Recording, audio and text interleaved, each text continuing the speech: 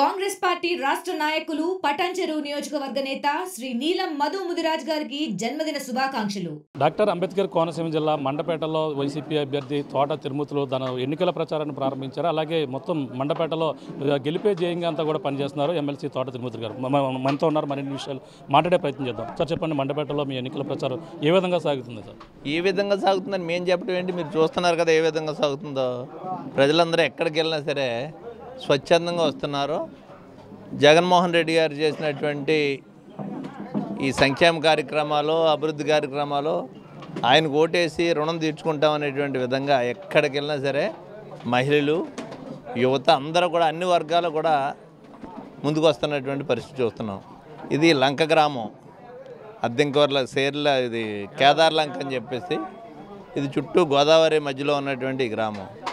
ఈ లంక గ్రామానికి 3 సార్లు ఎమ్మెల్యేగా ఉన్నటువంటి జోగేశ్వరరావు ఇక్కడ ఏమీ చేయలేదనేటువంటిది అందరూ చెప్తున్నారు.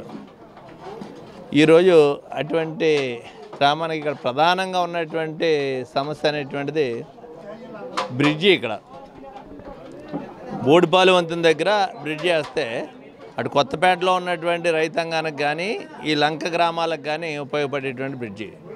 దీనికి ఎప్పుడో ఒకప్పుడు ఇప్పుడున్నటువంటి చిన్న వంతెన ఏదైతే ఉందో, తోరలో తోటి వేసినటువంటి వంతెన, ఈ వంతెన ఆ రోజు సంగీత వెంకటరెడ్డి గారు మంత్రిగా ఉండగా వేసినటువంటి వంతెన. ఆ ఏటుగట్టుకి ఉన్నటువంటి బ్రిడ్జి ఏదో బ్రిటిష్ టైంలో ఉన్నటువంటి బ్రిడ్జి ఇప్పటి వరకు అది పడిపోయేటువంటి స్టేజ్లో ఉంది. ఇప్పటి వరకు దాన్ని పట్టించుకున్నటువంటి పరిస్థితులు. 3 సార్లు ఎమ్మెల్యేగా జోగిస్తూ ఉన్నాడు. ఎన్నికలు వచ్చినప్పుడల్లా ఒక కొబ్బరికాయ కొట్టుంటారు ఆయన పని. ఎన్నికల ప్రచారానికి వెళ్ళేటప్పుడు ఇప్పుడంటే నేను ఉన్నాను కాబట్టి వెళ్ళలేదు కాబట్టి, లేకపోతే ఒక వ్యాన్ ఒకటి పెట్టుకుని కూడానే కొబ్బరికాయలు వేసుకుని వెళ్ళేవాడు. అడిగినోడికి అడగనోడికి కొబ్బరికాయలు కొట్టేసుకుంటూ పోయేవాడు. అవి ఎక్కడ ఉన్నాయంటే అక్కడ ఉన్నాయి. పైగా ఇప్పుడు ఏదో ఫ్లెక్సీలు పెట్టి చెప్తున్నారు, ఈ వర్కులన్నీ మేము శాంక్షన్ చేయించాం, అలా ఆపేశారని చెప్పేసి. సిగ్గు లేదా మీకు మాట్లాడటానికే? ఏదైనా ఎన్నికలకు ముందు కొబ్బరికాయలు కొట్టుకుంటూ వెళ్ళినటువంటి వర్కులు మీరు చేశారు. ఇదే 2019 జనవరి నుంచి కొబ్బరికాయలు ఎందుకు కొట్టారు? 2014 నుంచి 19 వరకు ఎమ్మెల్యేగా ఉన్నారు కదా, అధికార పార్టీలో ఉన్నారు కదా, అప్పుడు ఎందుకు మొదలు పెట్టలేదు? ప్రజల్ని మోసం చేసి ఓట్లు వేయించుకునేటువంటి విధానమే తప్పితే అంతకు మించి ఇంకొక కార్యక్రమం లేదు. ఈరోజు ప్రజలందరూ కూడా ఎంత స్వచ్ఛందంగా వస్తున్నారో. ఎక్కడికక్కడ ఎక్కడన్నా 10 మందిని రప్పించుకోవాలంటే మీరు డబ్బులు ఇవ్వందే మీకు ప్రచారానికి కూడా మనుషులు వచ్చే పరిస్థితి లేదు. కిరాయికి డబ్బులు ఇచ్చి తెచ్చుకునేటువంటి మనుషులు అందరూ నీ దగ్గర ఉన్నారు. స్వచ్ఛందంగా జగన్మోహన్ రెడ్డి గారి గురించి ఓటేస్తామని చెప్పేటువంటి మనుషులు ఇక్కడ ఉన్నారు. అంటే ప్రధానంగా 3 సార్లు టీడీపీ ఇక్కడ విజయకేతనం ఎరిగింది, 4వసారి కూడా విజయకేతనం ఎగరబోతుందని చెప్పేసి అంటున్నారు. అవన్నీ కూడా ఎలా చూడాలి? ఏ వ్యూహంతో మీరు ముందుకెళ్తారు? మాకు వ్యూహాలు ఏముండవు. ప్రజలకు సేవ చేసామనేటువంటి నమ్మకం మాకుంది. ప్రజలు సమర్థవంతమైనటువంటి నాయకత్వానికి ఓటేస్తారు, అసమర్థులు ఓటేయరు అనేటువంటి నమ్మకం అంతా ఉన్నాను నేను. ఎందుకంటే 8 గంటలు దాటితే తలుపులు తీసే పరిస్థితి ఉండదు. పొద్దున 7 గంటల వరకుని. రాత్రి 12 గంటలకైనా సరే వస్తే ఫోన్ చేస్తే మీ కష్టం ఏంటని చెప్పేసి మాట్లాడి పనిచేసేటువంటి వ్యక్తిని నేను. మరి ఇక్కడే కాదు, ఈ జిల్లాలోనే కాదు, ఈ రాష్ట్రంలో కావచ్చు, లేకపోతే తెలంగాణ రాష్ట్రంలో కావచ్చు, ఎక్కడైనా సరే ఎవరికి ఏ కష్టం వచ్చినా, ఏదైనా సమస్య వస్తే వాళ్ళు ముందుగా చెప్పేటువంటిది, నాకు సంబంధించిన మనుషులైనా, నాకు సంబంధం లేనటువంటి మనుషులైనా, ఏ పోలీసు వాళ్ళు ఆపినా, ఎక్కడ ఏం జరిగినా, ఎవరు మీరు ఎక్కడైనా అడిగితే తోట తిరుమతులు తాలూకు అని చెప్పి పెడతారు. అది గర్వం నాకు. ఎక్కడైనా సరే ఇంకో నాయకుడి పేరు చెప్పమని చూద్దాం, చెప్పరు. అది నా మీద ప్రజలకు ఉండేటువంటి నమ్మకం, విశ్వాసం. 30 సంవత్సరాలుగా రాజకీయాల్లో ఉన్నాను. ఆ విధంగా ప్రజలకి ఎప్పుడు ఏ కష్టమైనా, ఏ సమస్య అయినా, అది నీది ఏ ఊరని కానీ, నీ కులం ఏంటని కానీ అడగకుండా పనిచేస్తాను నేను. ఏగళ్ళ జోగేశ్వరరావు గారు మళ్ళీ నాదే గెలుపుతా అంటున్నారు. అలాగే ఇక్కడ సరైన అభివృద్ధి చేయలేదు వైసీపీ వాళ్ళు అని చెప్పేసి అంటున్నారు. కొన్ని అవినీతి ఆరోపణలు కూడా చేస్తున్న పరిస్థితి ఎలా చూడాలి? అవినీతి ఆరోపణలు చేస్తున్నారు. అతనికి ఏమన్నా మగతనం ఉంటే, అతనిలో ఉన్నటువంటి ప్రవహిస్తున్నటువంటి రక్తం ఏదైతే ఉందో దాని మీద నిజాయితీ ఉంటే అతను చెప్తున్నటువంటి అవినీతి మీద ఎక్కడ కావాలంటే అక్కడ కూర్చొని మీ ఈ సమక్షంలో మాట్లాడుతున్నారు అమ్మనండి జోగేశ్వరరావుని. ఊరికే సొల్లు కౌరులు చెప్పి మీరేదో కెమెరాలు పట్టుకుని ఉంచున్నారు కానీ మాట్లాడటం కాదు. మీరందరూ సమావేశం ఏర్పాటు చేయండి, ఎక్కడికి వెళ్తే అక్కడ కూర్చుంటాను. మెండపేట మున్సిపాలిటీలో కూర్చున్నారమ్మని చెప్పండి. అవినీతి గురించి మాట్లాడుకుందాం. అవినీతి గురించి మాట్లాడతాడా, అభివృద్ధి గురించి మాట్లాడతాడా, వ్యక్తిగతంగా మాట్లాడతాడా, అతనికి ఏ రకంగా కావాలితే ఆ రకంగా వస్తాను నేను. రమ్మనండి. అంటే ఇటీవల ఎన్నికల ప్రచారాన్ని కూడా ఇద్దరు ఒకరు చెయ్యి అంటే చెయ్యి అన్నారు. ఎంతవరకు వచ్చిందని అన్ని కూడా ఎంతవరకు వచ్చిందో అతను చెప్పాలి. నేను ఏదైతే ఒక గ్రామం గురించి చెప్పారో ఆ గ్రామం గురించి చెప్పాను నేను. ఆ గ్రామం కాదు ఇంకేదైనా గ్రామాన్ని ఎన్నుకోమనండి అతన్ని. అంతేగాని ఊరికే కబుర్లు చెప్పి కాలక్షేపం చేద్దామంటే జనం నమ్మే పరిస్థితి లేదు. చాలామందికి ప్రజలు ఎవరన్నా పేదవాళ్ళు వెళ్ళి అడిగితే గట్టిగా అడిగారని చెప్పేసి కొంతమందిని, నీకు ఎందుకు డబ్బులు తీసుకుని ఓటేసావు, నువ్వు డబ్బులు ఇస్తేనే ఓటేసావు కానీ ఉత్తే ఓటే కదా, వేయలేదు కదా అనేటువంటి అడిగినటువంటి వ్యక్తి అతను చాలామందిని. అటువంటి పరిస్థితుల్లో అతనికి ప్రజలు ఓట్లు వేస్తారనేటువంటిది ఎలా అనుకుంటున్నారు మీరు? అతనికి ఉన్నటువంటి బలం వల్ల డబ్బు, ఆ డబ్బుతోటి కొనేసి ఓట్లు వేయించుకుందామని చూస్తున్నాడు. ఈసారి అది జరిగే పరిస్థితే ఉండదు. అంతకంటే జగన్మోహన్ రెడ్డి గారు బటన్ నొక్కితే డబ్బులు వేస్తున్నాడు అందరికీ. లక్షలు వస్తున్నాడు. ప్రతి కుటుంబంలోని 4-5 లక్షలు, 5 లక్షలు, 10 లక్షలు కూడా వచ్చిన వాళ్ళు ఉన్నారు. ఈరోజు నువ్వు పెట్టేటువంటి ఈ 1000-2000కు ఆశపడేటువంటి పరిస్థితి లేదు. మా భవిష్యత్తులు బాగున్నాయి, మా పిల్లలు చదువుకుంటున్నారు, మాకు వ్యవసాయదారులకు అందరికీ అన్ని రకాలుగానే సౌకర్యంగా ఉంది. మరి ఎస్సీ బీసీలకి మైనారిటీలకి ఒక ఆత్మస్థైర్యం ఉంది, సమాజంలో గౌరవం ఏర్పడింది. చదువుకునేటువంటి విద్యార్థులు మా పిల్లల్ని ఎంతైనా సరే చదివించవచ్చు మనకు అనేటువంటి ఒక నమ్మకం ఉంది వాళ్ళకి. ఇవన్నీ చేస్తున్నటువంటిది జగన్మోహన్ రెడ్డి. ఖచ్చితంగా రేపు 2024లో జగన్మోహన్ రెడ్డి ముఖ్యమంత్రి అవుతాడు. మెండపేటలో వైసీపీ జెండా ఎగరేస్తాం. అంటే ప్రధానంగా జనసేన టీడీపీ పొత్తులో పాటు బీజేపీ కూడా కలిసింది. ఈ పరిణామాలను ఏ విధంగా ఉంటాయి? జగన్మోహన్ రెడ్డి గద్దెదించే ధ్యేయంగా మేము పనిచేస్తామని వాళ్ళు చెప్తున్న పరిస్థితి ఎలా చూడాలి? జగన్మోహన్ రెడ్డిని గద్దెదింపు ధ్యేయంగా వాళ్ళు పనిచేస్తారు. జగన్మోహన్ రెడ్డి ఏం చెప్తున్నాడు? ఈవేళ వరకు 2 నెలలుగా టిక్కెట్లు ప్రకటించకుండా ఢిల్లీ వెళ్ళి వాళ్ళ కాళ్ళ దగ్గర దేహాన్ని కూర్చున్నారు. వీళ్ళు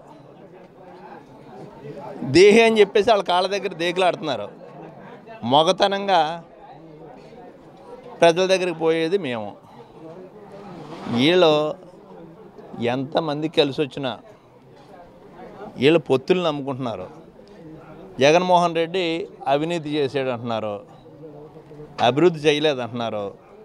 జగన్మోహన్ రెడ్డి చాలా అసమర్థుడని చెప్తున్నారు. వాళ్ళు చెప్పిన అన్నిటిని ఒప్పుకుంటాం.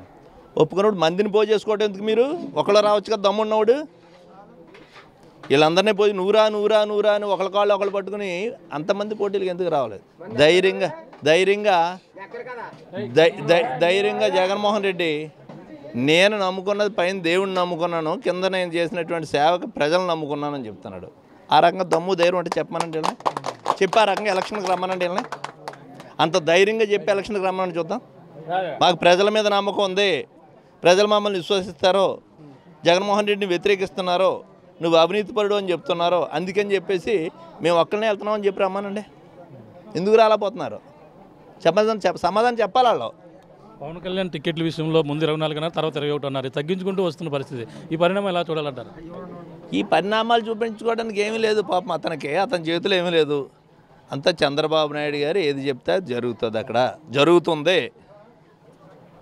అంతేగాని పవన్ కళ్యాణ్ గారికి 24 అన్నారా, 23 అన్నారా, 30 అన్నారా అనేటువంటిది అది 21 వేళ అది ప్రశ్న కాదు.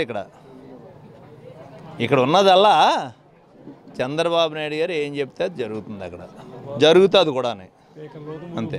చివరిసారిగా మండపేటలో ఈ టీడీపీ కంచుకోవడం ఏ విధంగా బద్దలు కొట్టబోతుంది? ఎంత మెజార్టీతో రాబోతున్నారు?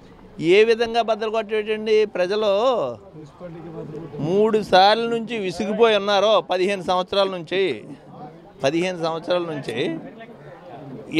ఇతను చెప్పినటువంటి కబుర్లు కానీ ఇతను విధానాలు కానీ చూసి ఉన్నటువంటి వాళ్ళు ఖచ్చితంగా మార్పు కోరుకుంటున్నారు.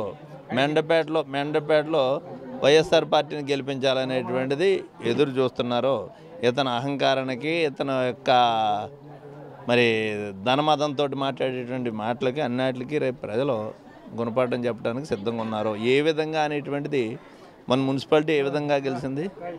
30 సంవత్సరాలుగా మున్సిపాలిటీ లేనటువంటి మున్సిపాలిటీ ఏ విధంగా ప్రజలు గెలిపించారు? 30 వార్డులకి ఎన్నికలు జరిగితే 6 వార్డులు గెలిచినాయి తెలుగుదేశం పార్టీ తరఫు నుంచి.